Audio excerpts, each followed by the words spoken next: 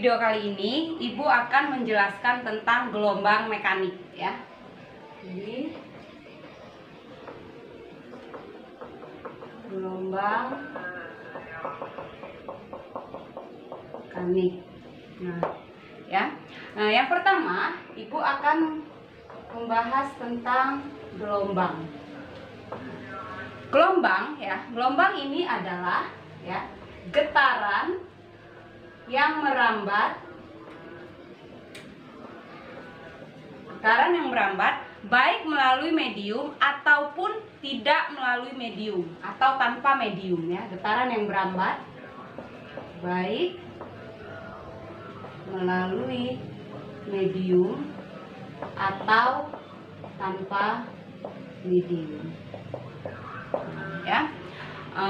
Tanpa medium dalam hal ini adalah gelombang elektromagnetik. Nah, untuk gelombang elektromagnetik akan kalian pelajari di kelas 12 nanti.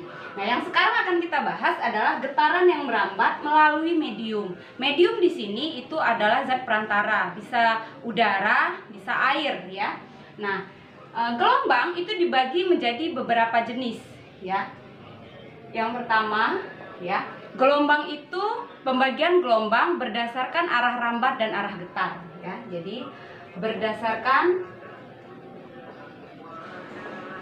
arah rambat dan arah getar ya. Berdasarkan arah rambat dan arah getar, gelombang dibagi menjadi dua. Ya anak-anak. Yang pertama itu adalah gelombang transversal ya, dan yang kedua adalah gelombang longitudinal ya. Gelombang transversal dan gelombang longitudinal. Gelombang transversal ini adalah gelombang yang arah rambat dan arah getarnya tegak lurus ya. Jadi arah rambat dan arah getarnya tegak lurus ya. Jadi arah rambat tegak lurus dengan arah getar.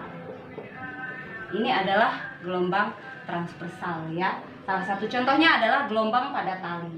Jadi kalau misalkan ada gelombang seperti ini, nah ini adalah gelombang transversal ya. Sedangkan gelombang ini nanti ada besaran-besaran yang menyertai ya. Nah, satu gelombang transversal ya, satu gelombang ya, itu terdiri dari satu bukit dan satu lembah. Satu gelombang itu terdiri dari satu bukit dan satu lembah. Nah, kalau ini Ibu buat ya, titik A, titik B, C, D, E, F, G, H, I, J, K. Nah, satu bukit itu ABC, satu lembah CDE, itu satu gelombang ya. Jadi A, B, C, D, E ini satu gelombang. Nah, ya, atau jarak antara dua perut yang berdekatan atau dua bukit. Nah, ini namanya perut ya. B, F, J ini perut, kemudian D, H ini lembah ya. Sedangkan A, C, E, G, I, K ini namanya simpul ya anak-anak. Jadi kalau dikatakan jarak antara dua bukit ya, dua bukit yang berdekatan, itu artinya dari B ke F itu juga satu gelombang ya. Jadi B, C, D, E, F itu juga satu gelombang ya. Kemudian atau jarak antara dua lembah. Jarak antara dua lembah artinya dari D ke H itu juga satu gelombang ya. Jadi dari D, E, F, G, H ini juga satu gelombang ya, itu gelombang transversal. Nah, kalau gelombang longitudinal itu gelombang yang arah rambat dan arah getarnya sejajar atau searah. Arah rambat searah dengan arah getar. Nah, ya. Contohnya adalah gelombang pada selinki atau pada per gitu ya. Ini Ibu gambarkan. Nah, ini.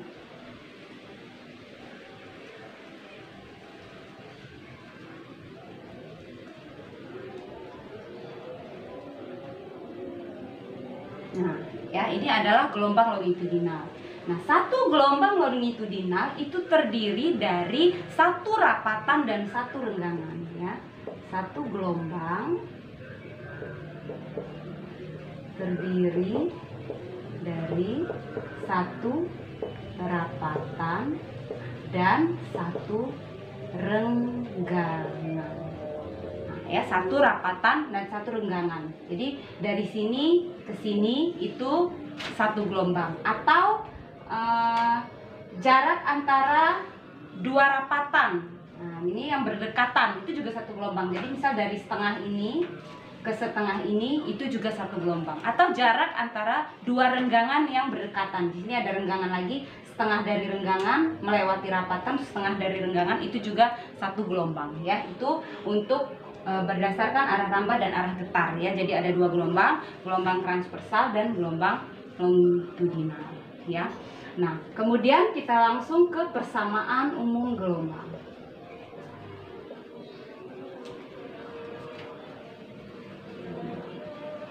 Ya, persamaan umum gelombang itu adalah Y sama dengan plus minus A sin omega T plus minus Kx.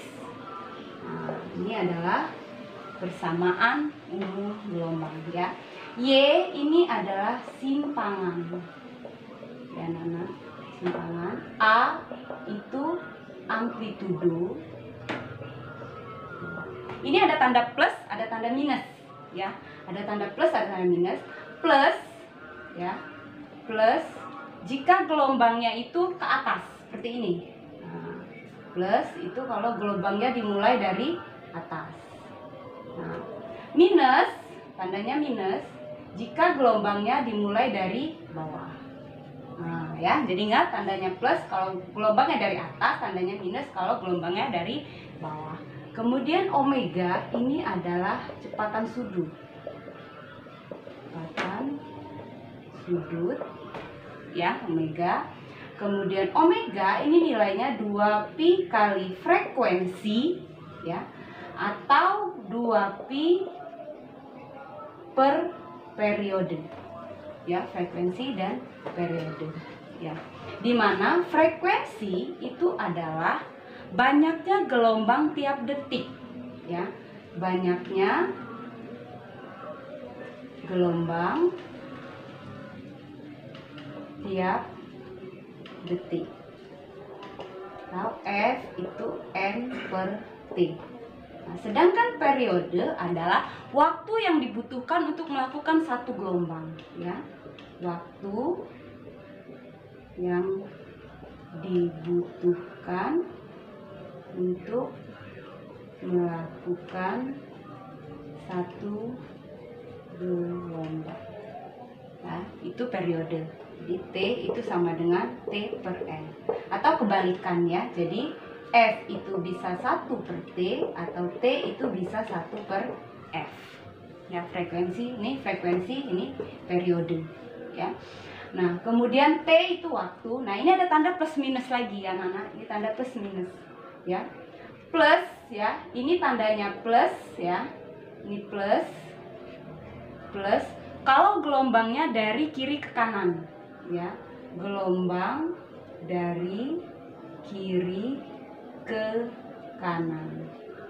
Nah, minus kalau gelombangnya dari kanan ke kiri ya, ingat tandanya. Kemudian di sini ada K. K itu bilangan gelombang. Bilangan gelombang.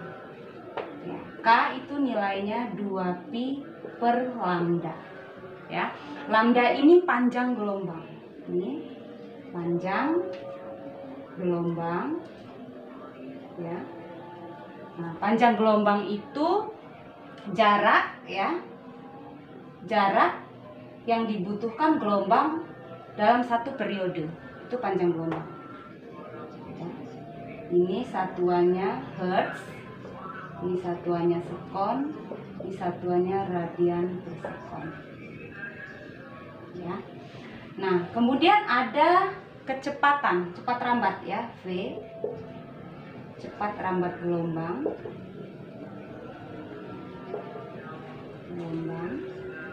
Ya. Cepat rambat gelombang ini adalah ya jarak yang dibutuhkan gelombang tiap detik. Itu cepat rambat gelombang ya. Jadi kalau panjang gelombang ini adalah jarak yang dibutuhkan gelombang dalam satu periode. Kalau cepat rambat gelombang, jarak yang dibutuhkan gelombang tiap 1 detik. Nah, V itu sama dengan lambda kali frekuensi ya, atau V itu sama dengan lambda per periode ya. Ini untuk persamaan umum gelombang.